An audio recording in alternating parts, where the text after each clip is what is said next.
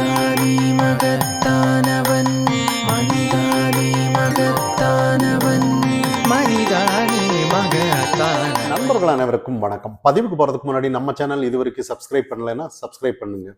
திருமாவளவன் அவர்கள் ஒரு மதச்சார்பின்மை அப்படிங்கிற ஒரு நிகழ்ச்சியில பேசுறாரு. அதாவது நாங்கெல்லாம் எக்ஸாமுக்குன்னு தனியா படிக்கிறது இல்லை, ஏன்னா அன்னன்னைக்கே படிச்சிடுறோம், அதனால எக்ஸாம் வந்து ஈஸியா இருக்கும் அப்படிங்கிற மாதிரி ஒரு கருத்து சொல்றாரு. ஏன்னா அவரே சொல்றாரு, எடப்பாடி பழனிசாமி பாருங்க ஒரு வருஷத்துக்கு முன்னாடியே படிச்சிட்டு இருக்கிறாரு அப்படின்ற மாதிரி. அதாவது எலெக்ஷன் இன்னும் அறிவிக்கவே இல்லை, ஆனா ஒரு வருஷத்துக்கு முன்னாடியே இவர் போயிட்டு இருக்கிறாரு அப்படின்ற மாதிரி ஒரு கருத்தை சொல்றாரு. ஆனா இங்க வந்து நாங்க கூட்டணி பலம், நாங்க மதச்சார்பின்மை, வந்து காங்கிரஸ் இருக்காங்க, திமுக இருக்காங்க, அவங்க கிட்டதான் நாங்க கூட்டணி அமைச்சுக்குவோம் அப்படின்னு சொல்றாரு. ஆனா இதே பரீட்சை நாங்க டெய்லி தான் எக்ஸாமுக்கு, நாங்க டெய்லி படிக்கிறோம், அதனால எக்ஸாமுக்கு கஷ்டம் இல்லைன்ற ஒரு விஷயத்த அவரோட கூட்டணி முதல்வருக்கு சொல்லலாதனன்ற மாதிரி இங்க கேள்விகள். ஏன்னா முதல்வர் அவர்கள், அதாவது எடப்பாடி பழனிசாமியாவது கொஞ்சம் உடம்பு நல்லா இருக்கிறாரு, போய் பரப்புரை பண்ணிட்டு இருக்கிறாரு. இன்னைக்கு இவரோட கூட்டணி முதல்வர் அவர்கள் உண்மையிலேயே ஹாஸ்பிட்டல்ல அந்த அளவுக்கு நோயால இருக்கும்போது கூட இன்னும் முக்கி வேலை செய்யறாருங்கிற மாதிரி தான். அன்னைக்கு நீங்க காணொலி எல்லாம் பார்த்துருக்கலாம். அடிப்படை வசதி எல்லாம் செஞ்சு கொடுக்குறாங்களா, அது பண்ணியிருக்காங்களா, இது பண்ணியிருக்காங்களா, முகாம் எல்லாம் சரியா இருக்கா அப்படின்னு ரொம்ப உண்மையிலேயே பார்த்தானா மக்கள் வந்து அந்த அளவுக்கு ஐயோ நம்ம முதல்வர் அவர்கள் இப்படி வேலை செஞ்சுட்டு இருக்கிறாரான்ற மாதிரி தான் இன்னைக்கு மக்கள் பார்த்துட்டு இருக்காங்க. அப்போ திருமாவளவன் அவர்கள் சொல்லலாதானே, முதல்வரே ஏன் இவ்வளோ கஷ்டப்படுறீங்க, அன்னன்னைக்கு வேலை செஞ்சிருந்தான்னா, அன்னன்னைக்கு படிச்சிருந்தானா எக்ஸாமுக்கு ஏன் இவ்வளோ கஷ்டப்பட வேண்டியது இருக்கு அப்படின்னு சொல்லலாதானேன்ற மாதிரி. ஏன்னா இன்னைக்கு 4 வருஷம் ஒழுங்கா வேலை செஞ்சிருந்தான்னா, ஏதாவது கொடுத்த வாக்குறுதி எல்லாம் நிறைவேற்றி இருந்திருந்தான்னா, இன்னைக்கு ஏன் 4வது வருஷத்துல இருந்து, அதுவும் இன்னொரு 5 மாசம் 6 மாசத்துல முடிய போற ஆட்சியில வந்து ஏன் இந்த அளவுக்கு முக்கிட்டு இருக்கீங்க அப்படிங்கிற ஒரு கேள்வி கேட்கலாதானேன்ற மாதிரி தான் இங்க. ஏன்னா இன்னைக்கு மக்கள் என்ன பேசினாலும் கேட்பாங்கங்கிற ஒரு மனநிலையில தான். ஏதோ மைக் கிடைச்சோன்னா ஏதாவது ஒன்று பேசுவாங்க, அது வந்து ஒரு வார்த்தை ஜாலங்கள்ல வந்து நல்லா இருக்கும், எல்லாம் கைத்தட்டிட்டு தான் போக முடியுமே ஒழிய இங்க எல்லாருமே சிந்திக்காம இல்லை. இன்னைக்கு எல்லாமே இன்னைக்கு வந்து நாமக்கல்ல கிட்னி ஒரு 90 பேருக்கு மேல பெண்கள் வந்து கிட்னி இல்லாம இருக்காங்க. நிறைய இவங்க குரல் கொடுப்பாங்க இல்லையா, சமூக நீதி, அடித்தட்டு மக்களுக்காக நாங்க வந்து குரல் கொடுப்போம் அப்படின்ற மாதிரி. ஏன் இன்னைக்கு வந்து அங்க மக்கள் என்ன பிரச்சனை ஏது பிரச்சனை நேர போய் இங்க, அவங்களும் இங்க தமிழ்நாட்டுல தான் இருக்காங்க. இவங்க இங்க குறை தீர்க்கிறவங்க எல்லாம் எந்த உலகத்துல குறை தீர்த்துட்டு இருக்காங்கன்னு யாருக்குமே புரியுறது இல்லை. ஒரு பக்கம் வந்து கிட்னி இல்லாம இங்க அவன் வாடுறத பார்த்தான்னா அவங்க கிட்ட தானே போய் கேட்கணும், ஏன் இப்படி நீங்க கிட்னி கொடுக்குறீங்க, என்ன பிரச்சனை, எதனால, உங்களோட வாழ்வாதாரம் உயர்த்துறதுக்கு நாங்க என்ன செய்யணும், இந்த கவர்மெண்ட் என்ன செய்யணும், ஏதாவது ஒண்ணு அவங்க கிட்ட வந்து ஒரு கோரிக்கையை முன்வைக்கலாதானேன்ற மாதிரி. ஆனா இங்க எந்த ஒரு இல்லை, அவங்களுக்கு ஒரு அட்லீஸ்ட் ஒரு நீதி கிடைக்கணும்னாலும் கூட போலீஸ் அதிகாரிகள் வந்து இந்த மாதிரி ஒரு நோட்டீஸ், ஒரு அறிக்கை விட்டுருக்காங்க, எங்களுக்கு எந்த வித முகாந்திரமும் இல்லை அவங்கள அரெஸ்ட் பண்றதுக்கு அப்படின்ற மாதிரி.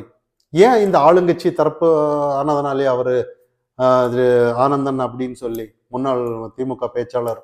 அப்போ இதெல்லாம் தாண்டி இன்னும் நிறைய இன்னைக்கு எம்எல்ஏ கதிரவன் மருத்துவமனை சில சொல்றாங்க, அதாவது தனலட்சுமி சீனிவாசன் கல்லூரி மருத்துவமனை அப்படின்னு சொல்றாங்க, அங்கெல்லாம் அறுவை சிகிச்சைக்கு மட்டும், கிட்னி அறுவை சிகிச்சைக்கு மட்டும் தடை பண்ணியிருக்காங்க.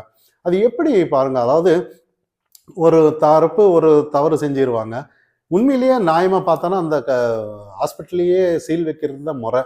அங்க இருக்கிற பேஷண்ட் எல்லாம் இன்னொரு இடத்துக்கு அனுப்பி சீல் வைக்கிறது தான் முறையே ஒழிய, இப்போ வந்து அந்த சிகிச்சைக்கு மட்டும்தான் என்ன இது ஒரு நியாயன்ற மாதிரி. ஆளு தரப்பானதுனாலயா என்ன, மக்கள் இன்னைக்கு எல்லாமே வேடிக்கை பார்த்துட்டு இருக்காங்கன்னு தான் நம்ம பார்க்கணும். இதெல்லாம் தாண்டி இந்த மாதிரி நிறைய குறைகள் முகாம் விட்டு பார்க்குற விஷயத்த அப்படியே அந்த நாமக்கல் பக்கம் போனா நல்லா இருக்குன்ற மாதிரி தான் நம்மளோட பதிவு. அடுத்ததா பாஜக அதிமுக கூட்டணி அப்படிங்கிற ஒரு விஷயம் வந்து கூட்டணி ஆட்சிதாங்கிறதுல சின்ன சலசலப்பெல்லாம் இருந்தது.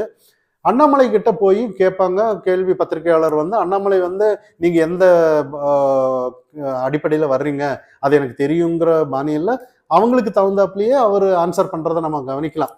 அதாவது நிறைய விஷயம் அண்ணன் அமித்ஷா அவர்கள் வந்தாரு, சொன்னாங்க, 4 தடவை 5 தடவை சொல்லிட்டாரு கூட்டணி ஆட்சி தான், எடப்பாடி பழனிசாமி தான் முதல்வர் அப்படின்னு எல்லாம் ஒரு ஓப்பனா சொல்லிட்டு அவர் ஃப்ரீ ஆயிட்டாருன்னு பார்க்கணும். இதுல எந்த ஒரு பிரச்சனையும் இல்லை இந்த தரப்புல. ஆனா டிடிவி தினகரன் கிட்ட செய்தியாளர்கள் கேட்கும்போது தான் அவர் நிறைய விளக்கத்தை கொடுக்குறாரு. அதாவது 2014 2019 வந்து மத்தியில வந்து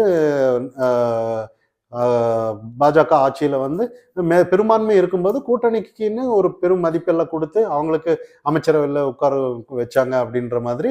அதே மாதிரி தான் இன்னைக்கு தமிழகத்திலையும் வரும், கூட்டணி ஆட்சி தான், கண்டிப்பா எல்லாம் பங்கெல்லாம் வரும் அப்படின்ற மாதிரி ஒரு விஷயத்த சொல்றாரு. இன்னொரு விஷயம் வந்து யார் முதல்வர் அப்படின்னு கேட்கும்போது, இந்த பாஜக அதிமுக கூட்டணியிலன்னு கேட்கும்போது அது அமித்ஷா கிட்ட போய் கேளு அப்படின்னு அவர் சொல்றாரு.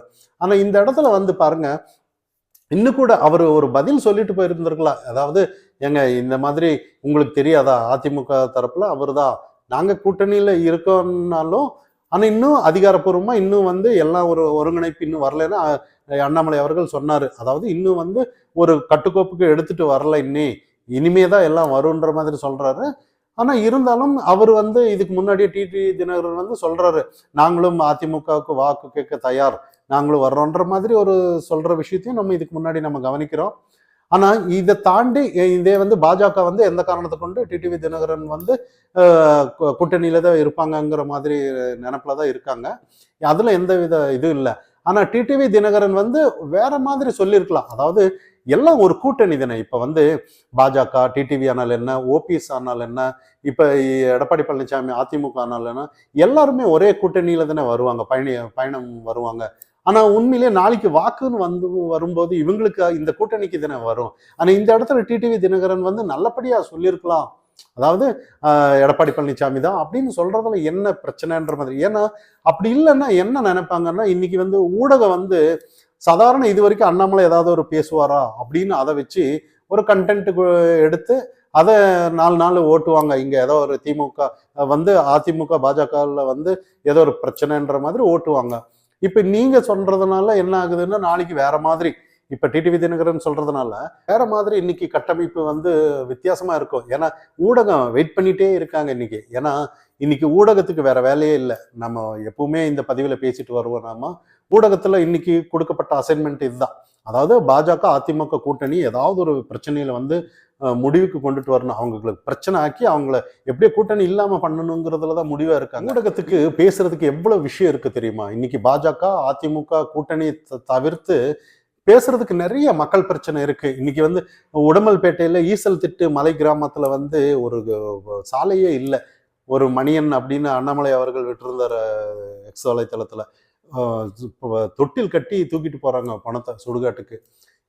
நிறைய இன்னைக்கு அதே மாதிரி இன்னைக்கு கிட்னி விவகாரம் தான், எவ்வளவு பிரச்சனை இருக்கு. இதெல்லாம் வந்து இல்லைன்னா அரசாங்கத்துக்கிட்ட எடுத்துட்டு போய் ஒரு நீதி வாங்கி கொடுக்கலாதுன்ற மாதிரி. ஏன்னா பிரச்சனையை சொல்றீங்க, ஆனா இருந்தாலும் வந்து அந்த பிரச்சனைக்கு ஒரு நீதி கிடைக்கிற வரைக்கும் ஊடகம் பேசிட்டே இருந்தா தானே முடியும். இங்க வந்து பேசுறது எல்லாம் இதேதான், அதிமுகவும் பாஜக கூட்டணி பத்தி பேசிட்டு இருந்தோம்னா மக்கள் வெறுப்பு தான் அடைவாங்க. இதை தாண்டி ஒரு ஏதோ ஒரு களத்துக்கே வராம ஒரு 4 பேர் உட்கார வச்சு அவங்கள டிபேட் வச்சு அதை பேசி இதை பேசி மக்களை குழப்பி இன்னைக்கு வந்து நிறைய மக்கள் பிரச்சனை. இன்னைக்கு வந்து திமுக அரசு 4 வருஷம் இன்னைக்கு முடிய போகுது. எந்தவித ஒரு அடித்தட்டு மக்களுக்காகவும் இல்லை. இன்னைக்கு வந்து இன்னொரு விஷயம் இருக்கு. ஆரம்பாக்கத்துல அந்த ஒரு டெய்லி பேசிட்டு வர்றோம், அந்த 8 வயது சிறுமியை பாலியல் வன்கொடுமை பண்ணிட்டு அவன் இன்னும் காணோம், இன்னும் சன்மானம் கொடுக்குறாங்கன்னு போலீஸ் தேடிட்டு இருக்காங்கன்ற மாதிரி. இப்போ இதெல்லாம் கண்டுபிடிக்கிறதுக்கு ஏதாவது ஒரு நீங்க ஊடகத்துல பேசினா தானே ஏதோ முதல்வருக்கு இல்லை ஆளுங்கட்சிக்கு காதுக்கு எட்டும். இல்லைன்னா எப்படி எட்டும்? இங்க வந்து பாஜகவும் அதிமுக பத்தி பேசிட்டு இருந்தான்னா. ஆனா இன்னைக்கு வந்து டோட்டலா இன்னைக்கு வந்து நீங்க பேச மாட்டீங்கன்னு தெரியும். ஏன்னா அவங்க வந்து நல்லா இன்னொரு விஷயம் இன்னைக்கு கவனிக்கணும். அதிமுக பாஜக கூட்டணி வந்து கண்டிப்பா ஜெயிப்பாங்கங்கிற மனநில பாஜகவுக்கும் அதிமுகவுக்கும் இருக்கோ இல்லையோ, இந்த ஊடகம் திமுகவுக்கு உண்மையிலே இருக்கு. இல்லைன்னா அவங்க கூட்டணி அமைச்சா என்ன, அமைக்கலன்னு என்ன, என்ன பண்ணாலும் இவங்களுக்கு என்ன, முதலமைச்சர் கேண்டிடேட் யாரானா என்ன, இவங்களுக்கு என்ன பிரச்சனை? இவங்க தானே வலுவான கூட்டணி, இவங்க விஷயத்த பார்க்க வேண்டியது தானே. ஆனா இவங்க விஷயம் பார்க்கலன்னா காரணம் என்னன்னா, இங்க வந்து முற்றும் தோல்விதான். இங்க மக்கள் வந்து எல்லாம் டிஎம்கேக்கு எதிராக இன்னைக்கு இருக்காங்க அப்படிங்கிறது வந்து வெட்ட வெளிச்சமா இன்னைக்கு தெரியுது. மனிதானி மகத்தானவன் மனிதா